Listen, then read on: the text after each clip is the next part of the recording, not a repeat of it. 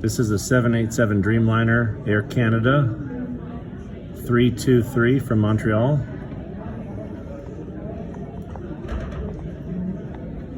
It's making its final approach. It looks like it hadn't put its gear down yet.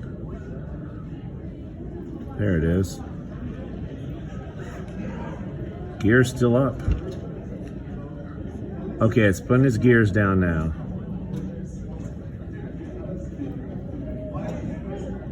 It's been flying for 4 hours from Montreal.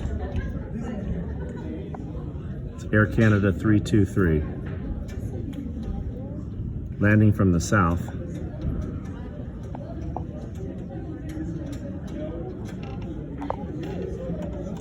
That's the Bow River there.